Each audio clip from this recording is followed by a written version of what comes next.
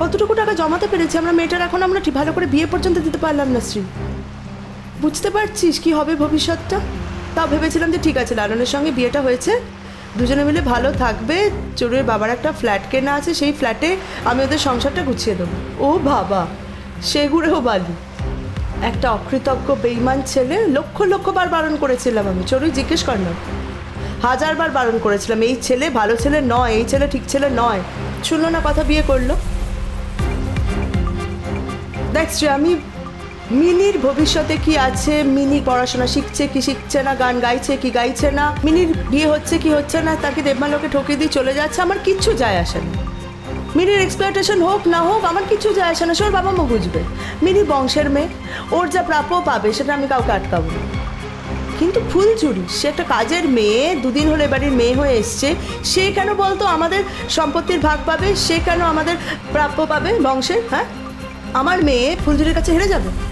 আমরা ফুলঝুরির কাছে হেরে যাব? সে তো নিজের জীবনটা সেট করে নিয়েছে, যা চাইছিল সব কিছু করে নিয়েছে। আমরা মেয়েটা দেখ, গাধার মতো এখনো মনে কষ্ট নিয়ে বসে রয়েছে।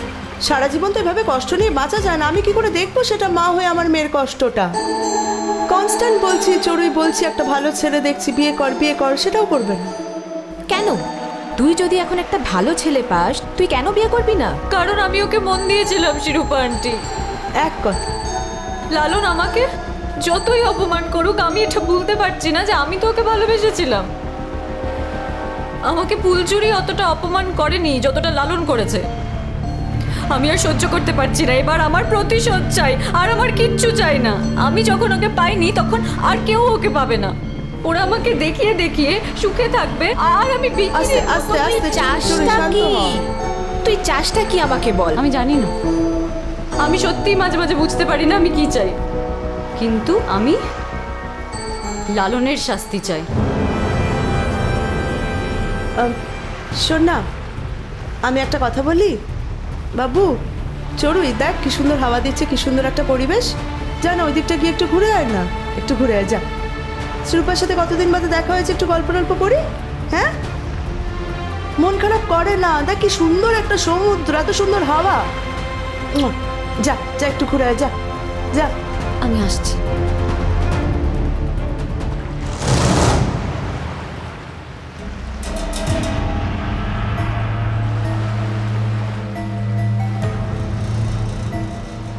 মা ভাবছে আমি কিছু বুঝতে পারছি না, কিন্তু আমি জানি মা ঠিক ফুলঝুরিকে টাইট দেওয়ার জন্য কিছু একটা করছে। তা করুক না, আমার দ্বারা তো কোনো প্ল্যান টেকেনি। এখন যদি মা নিজে কিছু করতে পারে তাহলে আমি বাধা দেব না। আমি তো কিছুতেই সহ্য করতে পারছি না লালন আর ফুলঝুরির ওই সুখী সুখী চেহারা। ভালোবাসায় একেবারে মুগ্ধ হয়ে আছে দুজন দুজনের প্রতি। আরে কাহাতক সহ্য করা যায় এসব? আর আমি তো এখন এটা প্রমাণ করে দিয়েছি যে ফুলঝুরি গান গাইতে পারে ভালো, তাতে কি হয়েছে? আমি নাচতে পারি ভালো। তারপরেও লালন আমার দিকে তাকালো না, একটা কথা পর্যন্ত বললো না, আমার সাথে মুখ ঘুরিয়ে নেয়। এতদিন আমি ওদের ওই বস্তিতে গিয়ে থেকেছি, এতদিন ওর সঙ্গে আমার সম্পর্ক ছিল, তবু একবার ভদ্রতা করেও আমার সঙ্গেও কথা বলতে আসে না। সেই ছেলে আমাদের বাড়ির সবার সঙ্গে আনন্দ করে বউকে নিয়ে বেড়াতে এসেছে নাকি আমি যেন বানের জলে ভেসে এসেছি।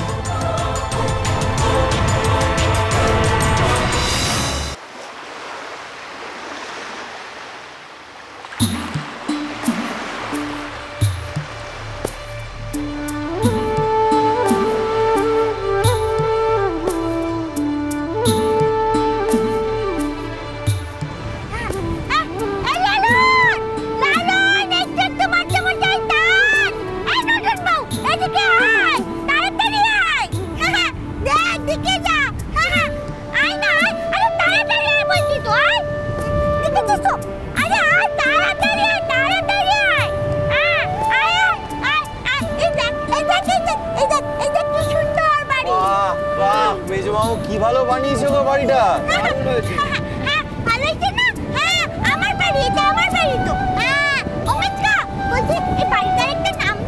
এই বাড়িটার নাম, এই বাড়িটার নাম আমি দেবো মিনির বাড়ি।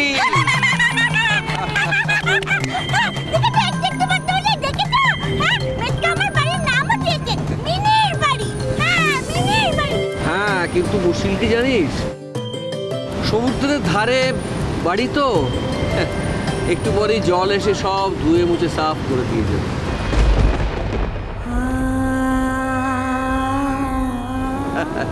তবুও মানুষ স্বপ্ন দেখে, বাড়ি বানায়, ইচ্ছে পূরণ করার চেষ্টা করে, কিচ্ছু থাকবে না জেনেও।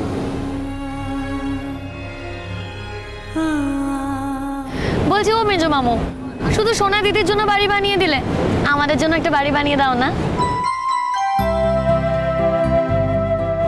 কাকাবাবু, বাড়িটা এত সুন্দর হয়েছে যে দেখে মনে হচ্ছে সত্যি সত্যি এই বাড়িতে থাকা যায়। একদম।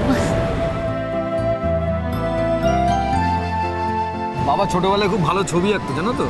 হ্যাঁ, শুধু তো আমি শুনেই গেলাম। ও বাবা, তুমি তো আমাকেও এখন অবধি একটাও ছবি এঁকে দিলে না। আরে তোর সে কবেকার কথা, ছোটবেলার কথা।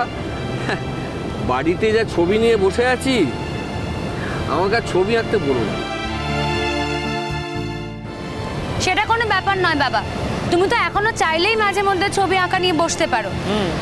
আচ্ছা ঠিক আছে, আমি ফিরে গিয়ে আমি তোমার জন্য আবার রং তুলি সব নিয়ে আসবো।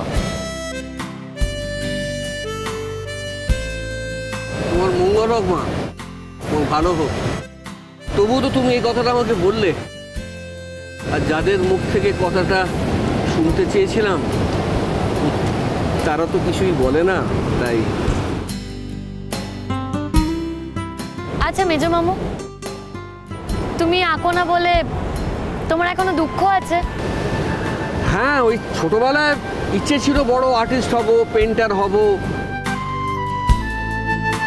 খুব ভালো ভালো পেন্টিং দেখতাম, দেখতে ভালো লাগতো, আঁকতে ইচ্ছে করতো, ভালো লাগতো, সবই ঠিক ছিল। কিন্তু আসলে অভাবের সংসার তো, আর বড়দা কষ্ট করে আমাদের লেখাপড়া শিখিয়েছে, তাই চাকরি বাকরি ধান্দায় বেরিয়ে পড়তে হলো। কিন্তু এখনো যখন আর্ট এক্সিবিশন হয় আমি কিন্তু যাই, আমি ছাড়ি না।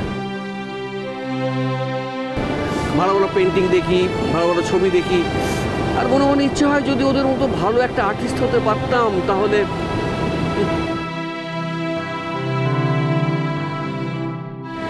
জীবন তো তার নিজের গতিতে এগিয়ে যাবে, জীবন যেদিকে নিয়ে যাবে সেদিকেই যেতে হবে, কিছু তো করার নেই, তাই না?